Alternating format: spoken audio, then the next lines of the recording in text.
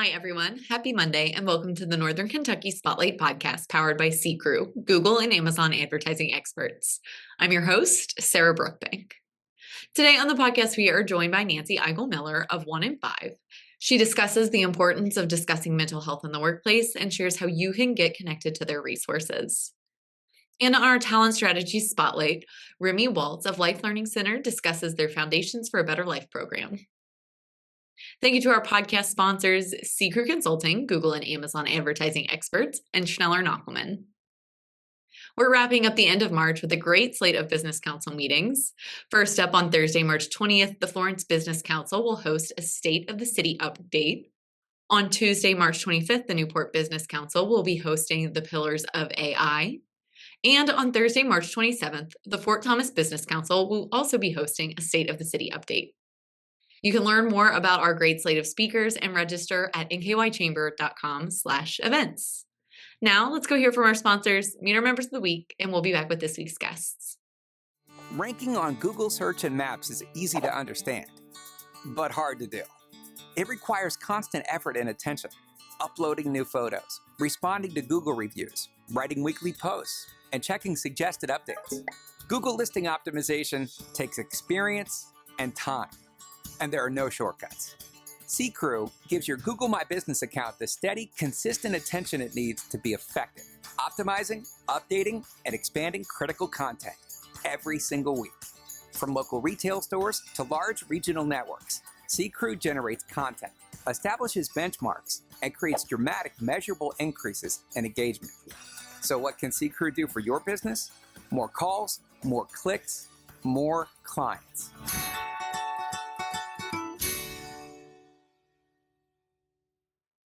Congratulations to our members of the week. You can learn more about these businesses by following the Northern Kentucky Chamber on social media, where we will highlight one of these businesses each day. Now, let's meet our members of the week. Locally owned since 1957, Howe Heating and Cooling offers great services for residential heating and air conditioning.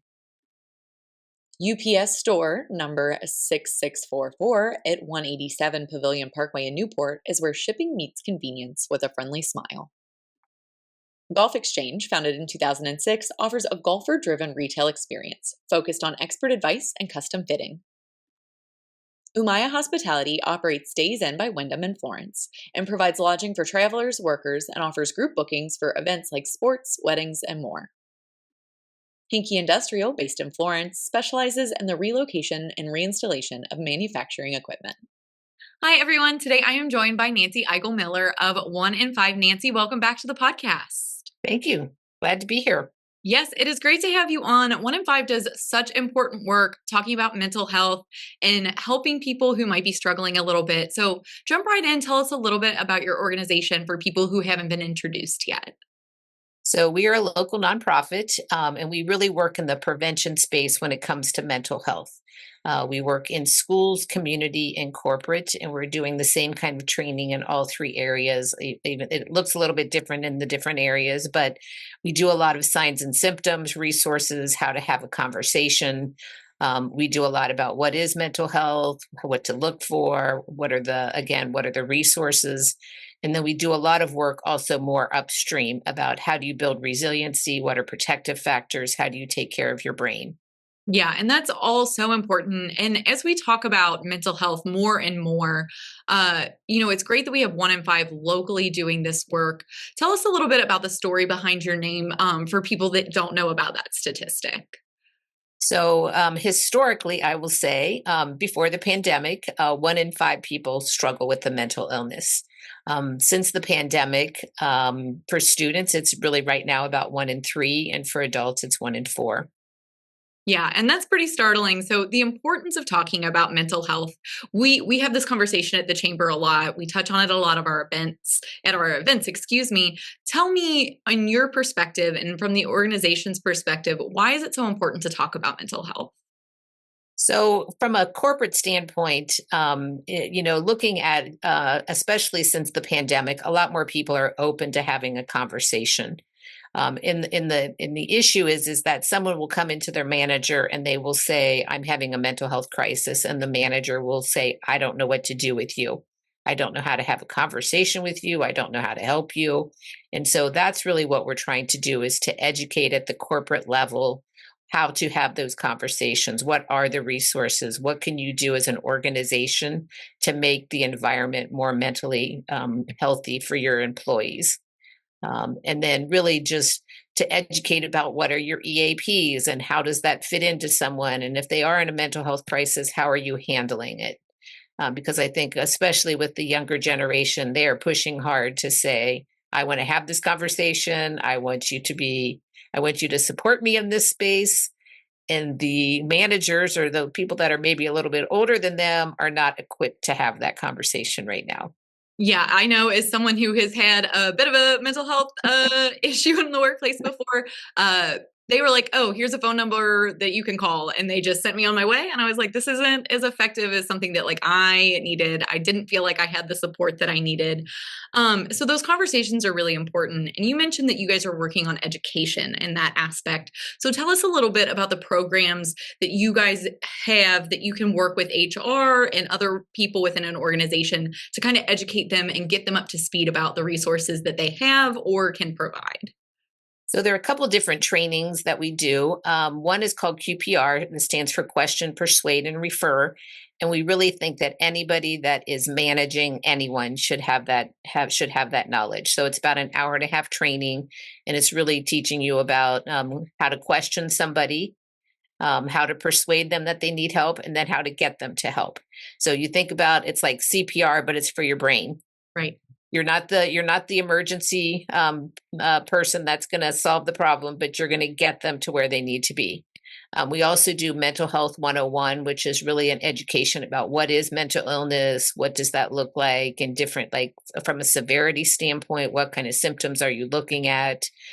From a historical standpoint, when does it normally start?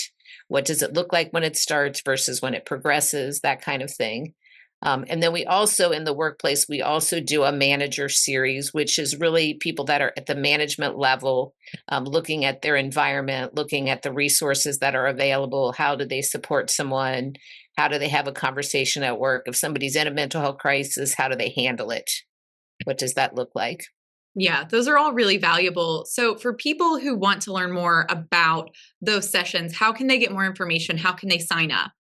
So if you go to onein5.org, you'll see their initiatives that are in there. There's a corporate one, so you can go in there. You can look at all the different offerings that we have, and then it also gives you an email that you can reach out to a person, and that's Kelly Berry is the person that does most of our corporate work.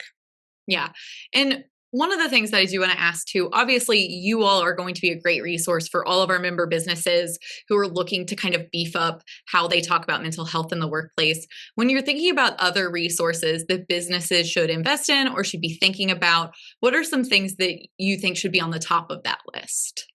Well, the one thing that we always talk about is insurance. So to have a question about what coverage do you have in this space? Are you providing not only so many sessions, but what rate are you paying? That's a big issue because a lot of times people are, they might be paying out of pocket, something like that, and it might be $250 an hour. What are you going to cover? Yeah.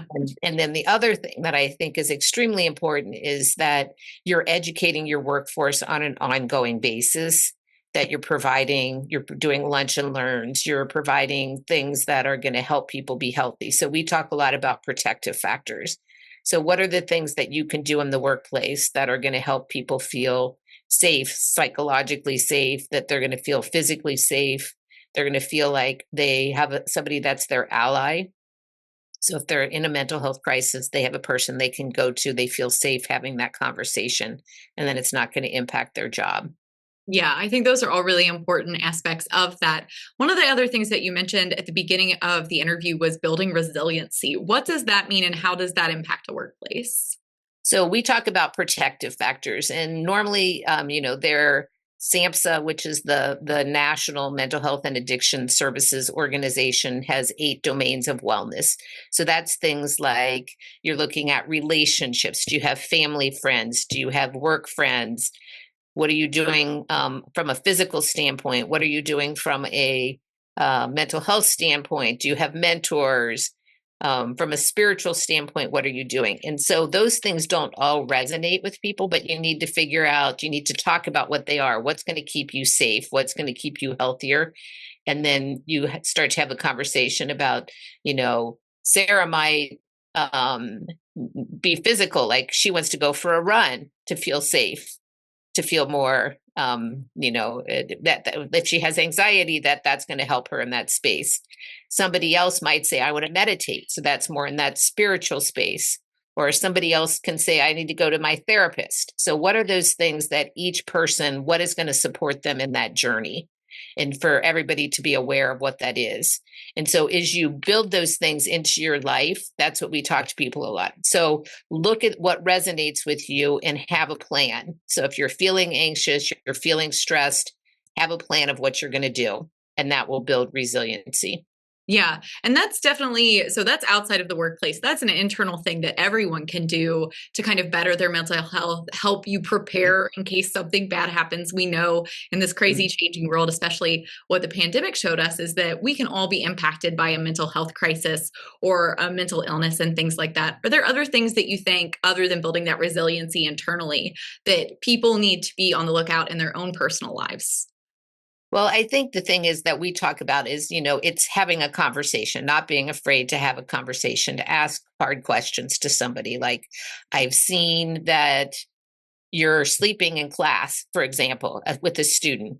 Your grades are dropping. You're not interacting with your friends, and I'm worried. Tell me what's going on here, kind of a thing. And the same thing in the workplace. If somebody is missing a lot of work, you see their work start to the effectiveness of that individual starts to decline.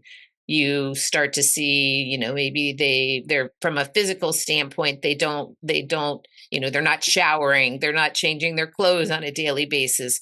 Don't be afraid to ask the question about, I see something, I'm wondering what's happening. How can I help you?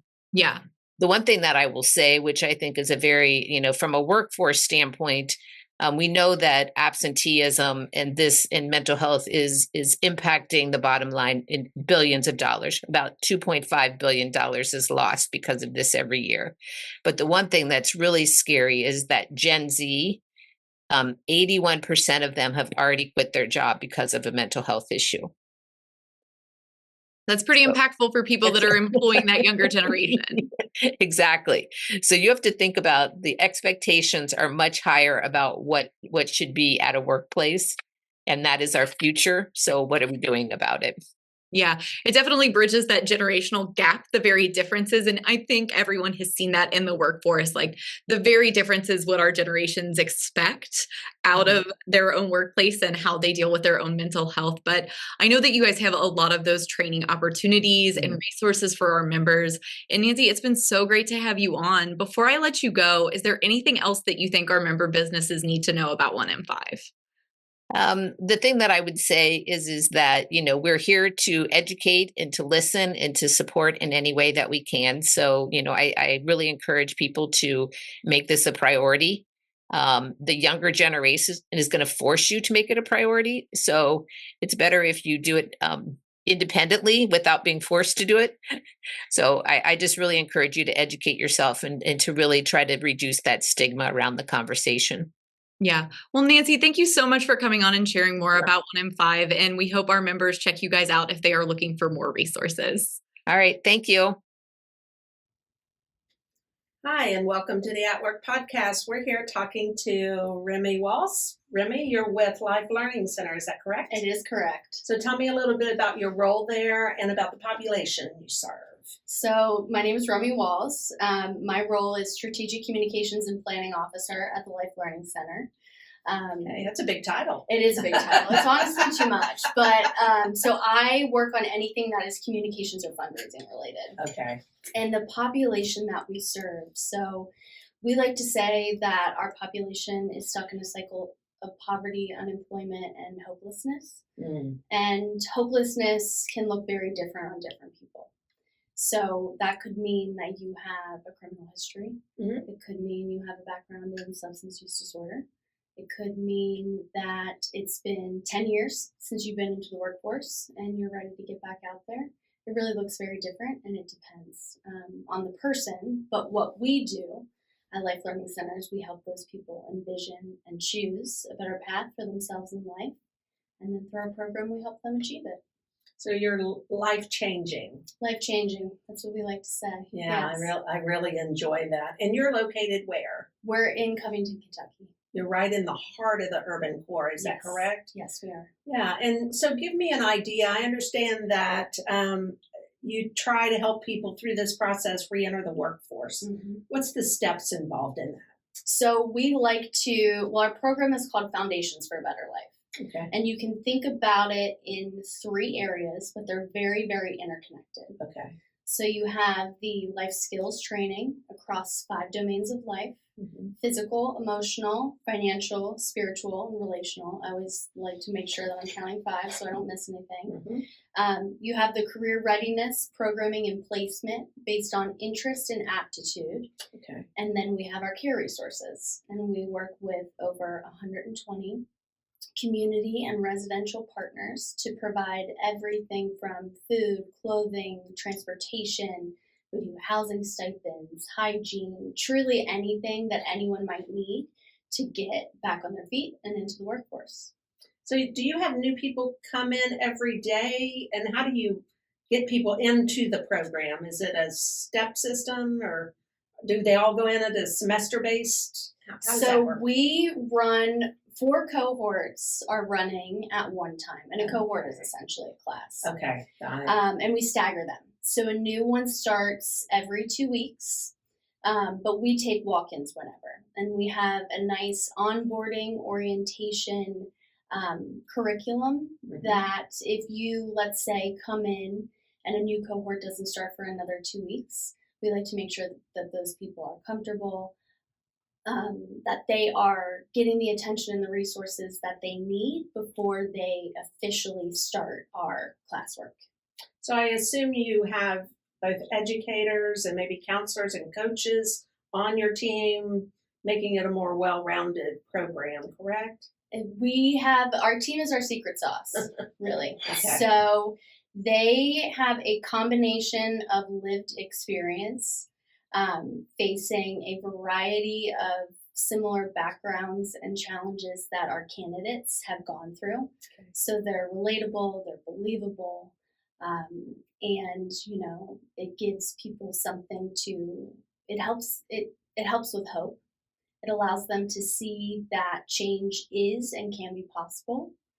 Yeah, I just remember when I was fortunate enough to come out and tour the facility, there's a wall of all the people that have been touched by the program. Can you talk a little bit about like that feeling that you get when you go through a facility like that? And especially, I can imagine as somebody who works there and actually gets to see the results, what's the success stories look like? So each success story is really, really impactful. It is so amazing to be able to see someone come in with their head down, hanging down a little low.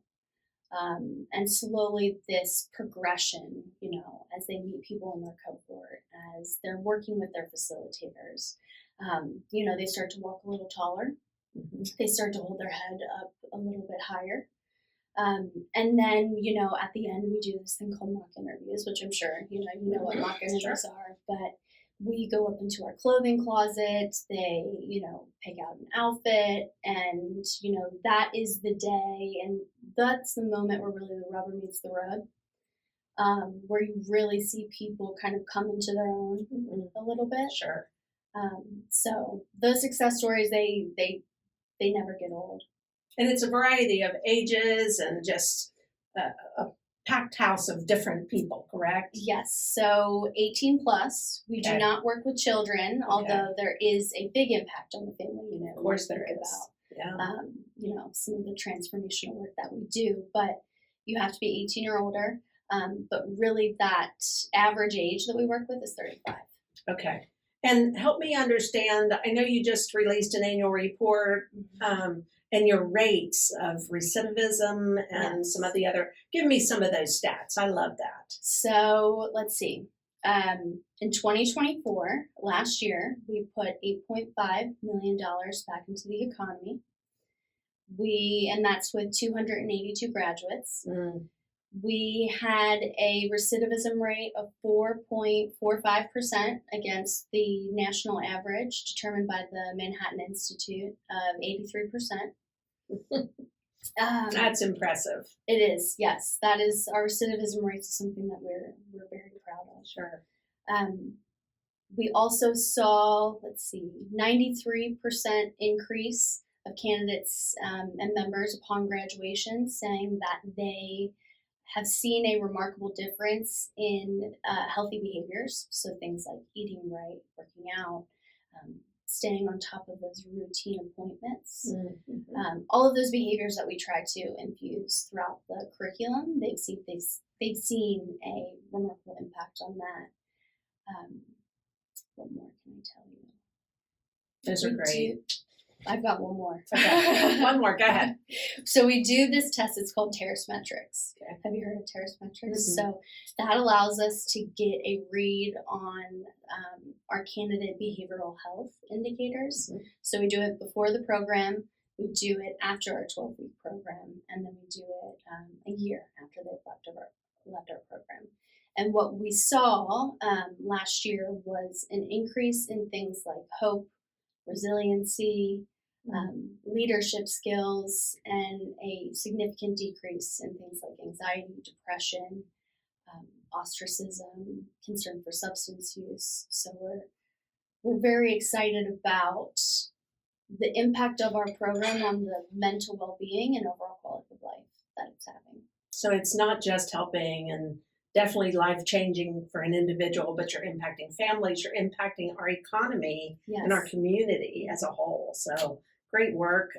Tell me a little bit, if I'm an employer, because we represent 1,750 employers in our region, what ways can I get involved and how can I benefit from the services that you're offering? So you can reach out to us and our employment team. And we will schedule a kickoff to learn a little bit more and to initiate that relationship. Mm-hmm. And what I will say, the success of the relationships that we have come down to two things, and that is the relationship, but keeping an open line of communication throughout the entire process with the almost 300 employer partners that we work with. That's wonderful. Anything I forgot to ask? I don't think so. I think we did well. Did we? Thank you very much for coming in. Thank you so much. Mm-hmm. Yeah, it was so much fun.